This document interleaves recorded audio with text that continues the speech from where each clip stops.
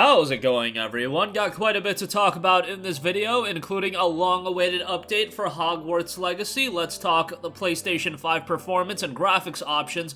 We'll get to that in a little bit. Got a bit of an update on that leaked PlayStation title. Looks like it's a new sci-fi RPG coming from a relatively notable studio.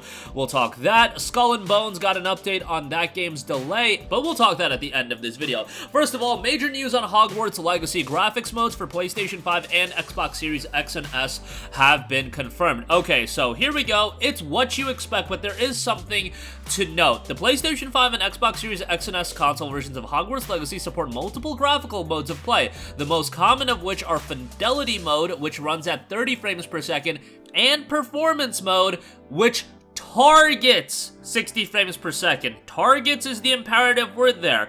That is, I believe, the same verbiage they use for Forspoken. Forspoken's performance mode does not maintain a locked 60 frames per second, so I wouldn't expect that with Hogwarts Legacy either. This is a game that's ultimately coming out on the PlayStation 4 and Xbox One as well. I mean, it's coming out on the Nintendo Switch, so hopefully performance is relatively solid. I imagine fidelity is going to be 4K, and exactly how many graphics options we're going to have, because sometimes it's well over 2, you'll have 3, 4, sometimes even 5 or 6 with some of these titles. I should also note, is variable refresh rate supported? Graphical modes for players who have variable refresh rate. VRR supported TVs or monitors are supported for Hogwarts Legacy on PlayStation 5 and Xbox Series X and S. They also go over some notes on enabling VRR, so that is going to be pretty exciting for everyone. Hogwarts Legacy is one of those games, man. I see this game doing just gargantuan sales numbers. Like, people are stoked for this game, and I'm happy that so many people are so excited about the game. I'm not as completely sold as everybody else on the quality level that this game is going to be. I just like to temper my expectations with the majority of games that come out. Sometimes I get embroiled in the hype as well, and it's hard not to be super excited for a game.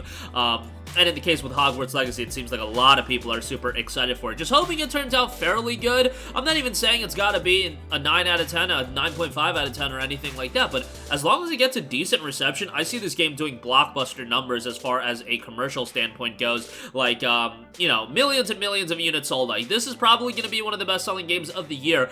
I could even see it, this might be a hot take, be the best-selling game of the year. Yes, outpacing titles like Call of Duty, because this game is releasing on every platform. First of all, you're hitting PS4, Xbox One, PS5, Xbox Series, PC, and Nintendo Switch, and just seeing how excited people are for this game, I see, like, it being a two-horse race this year between Hogwarts Legacy and Call of Duty. Maybe I'm forgetting about some other titles, but you look at, like, you know, other hotly anticipated games, Starfield, Final Fantasy 16, Spider-Man 2, they're limited by the fact that they're only going to be on specific platforms, and even in the case of FF16, it's not like Final Fantasy is going to do numbers like Hogwarts Legacy is going to pull. Spider-Man 2, again, only on PS5, and then Starfield, it's on Xbox Series and PC, but a lot of people are going to play through Game Pass, and then it's not on PlayStation. So, like, Hogwarts Legacy, I think, is going to be among the best-selling games of the year. Easily among the top 3, and I would even go as far as to say it could be number 1. Maybe that's a hot take. Let me know what you guys think in the comment section down below. But I'm also curious to hear, like, when you guys talk to your friends that maybe aren't as much into video games that you are in, because I know a lot of you guys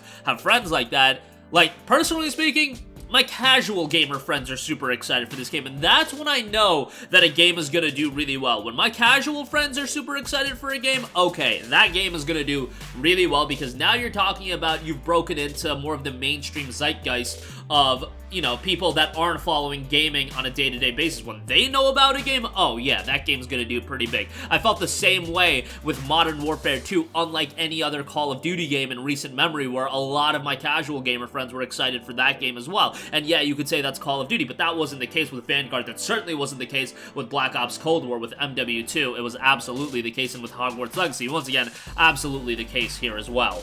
But that's just, you know, anecdotal evidence. That might not mean much at the end of the day. But as far as performance options goes, like, I'll be playing in performance mode. I'll probably see how the game runs on PC, hoping my PC will be able to run it well. If not, PlayStation with the performance mode is the way that I'm always going to play games at 60 frames per second. At least, you know, that targeted 60 frames per second is what I really need these days. Alright, moving on from that, a lot of talk regards to Sony's leaked sci-fi RPG. You guys have probably seen the footage, but nonetheless, apparently it's something that XDev is working on. Now, XDev is a Sony studio that usually helps out with development of other external developers on PlayStation-centric titles. Now, it also is noting from Reset Era that the game is seemingly being developed by People Can Fly. Now, People Can Fly have worked on a lot of notable titles, obviously Outriders most recently with Square Enix, but probably most notably Bulletstorm, Gears of War Judgment, which they co-developed with Epic Games, Fortnite Save the World,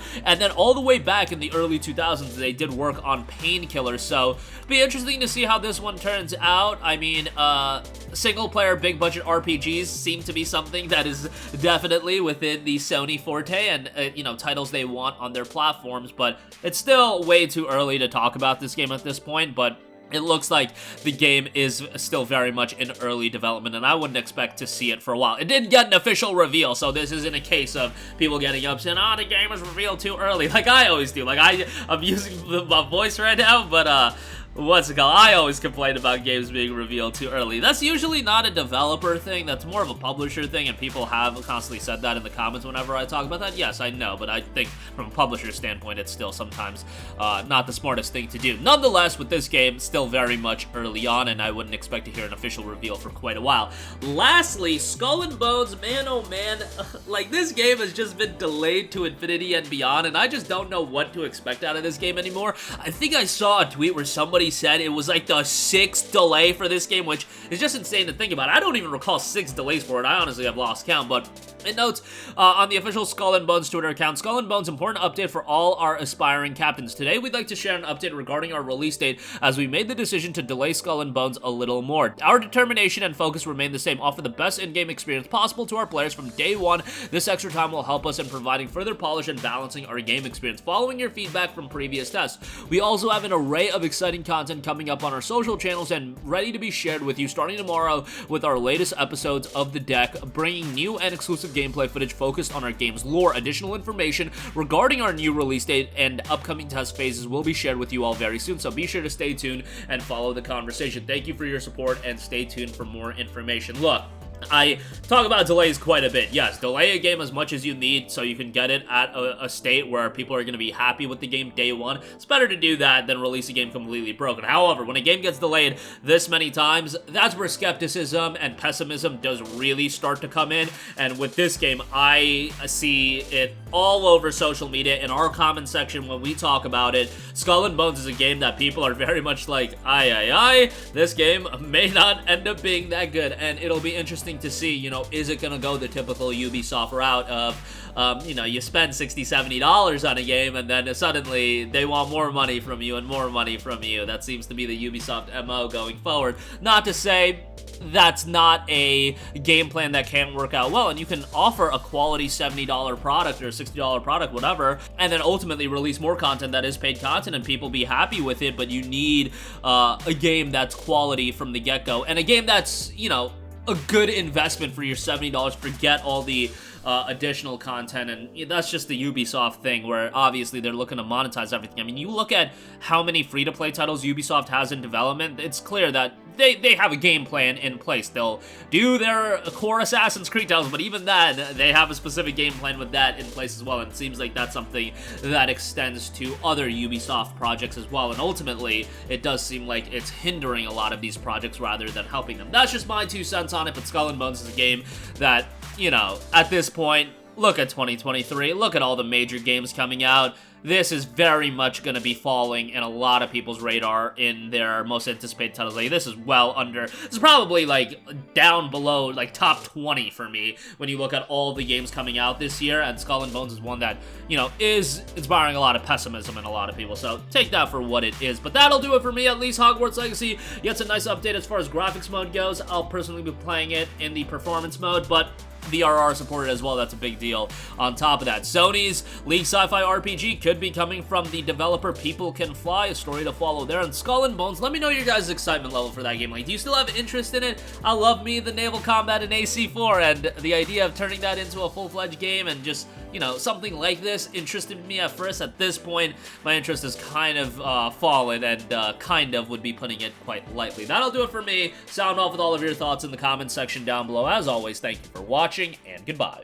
Hey guys, we hope you enjoyed the video, and if you did, make sure to hit the subscribe button, and if you're already subscribed, do us a favor and hit the bell icon. This way you'll be notified whenever we post a new video. That's the best way to keep up with all of our uploads, and we usually try to upload 2 videos a day. And with the bell icon hit, you'll be notified whenever we do upload a video. As always, thanks for watching.